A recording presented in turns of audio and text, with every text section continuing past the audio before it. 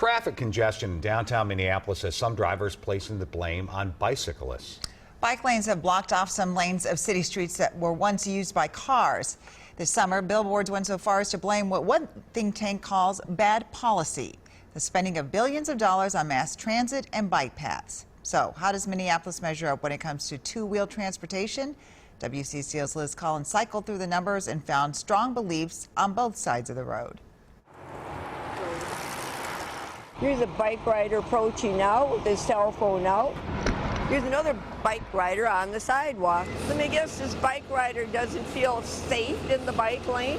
To say Barbara Nyland has some beef with bicyclists, He just came to a red light, slowed down, is a bit of an understatement. and he's proceeding through a busy intersection, and there he goes. I think they're arrogant in not following the rules. A self-described stubborn Swede, I'm sorry, I'm just honest. Nyland has spent 80 years living within a 5-mile radius of downtown Minneapolis. He's got his cell phone out, looking at it. I bet he's even texting. A background she relies on when sharing her approach to urban planning in her op-eds that appear regularly in the Star Tribune. You want businesses to come downtown, open offices. You want them to expand their businesses downtown. Make their commute pleasurable, not a nightmare. It's a nightmare Nyland believes is only getting worse with each new mile of bike lane. Bottom line, common sense. She questions a number of what she considers bad decisions, like the bike lanes on major Minneapolis arteries, Park and Portland, East 26th and 28th Streets, and the protected bike lanes on Blaisdell Avenue South that took away one lane for cars. Right now, Minneapolis has 235 miles of bikeways, the most per square mile than any other city in the country. Still, the city wants more, with a goal of 402 miles of bike lanes.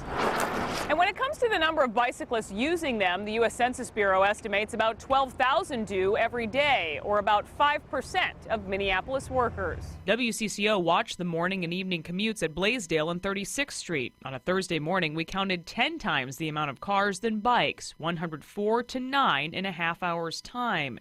In the evening, it was double that.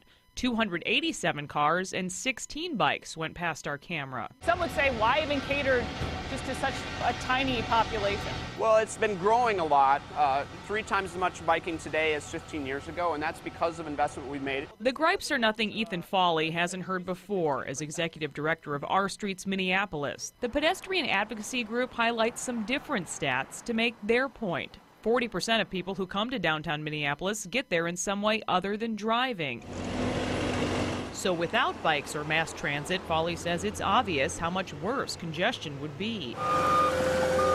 He believes the real culprit this summer is construction, making it worse for everyone in the middle of it. He's on the sidewalk. Go figure. Go figure. It's the same thing that has Barbara Nyland all fired up, fearing a new 4-year project on 35W, forcing more cars to side streets to share with bicyclists. They must be giving away lollipops if you ride on the sidewalk. I want everyone to know that we work really hard to find the balance and the compromise. Foley doesn't think the debate should be on bike versus car, since the environmental and health benefits to two-wheeled transportation are clear. We're really excited about working with our community members and trying to find creative solutions together. Heck, he's even okay to look for solutions from someone like Nyland. I would pay their fine if I could find a police officer to write him a ticket. Or anyone else, slightly set in their ways. By golly, he's signaling. He actually is signaling. Liz Collin, WCCO 4 News. A city spokesperson told Liz that they look at a number of factors before adding bike lanes in Minneapolis, like motor vehicle volumes and speeds, connectivity, and the distance between routes.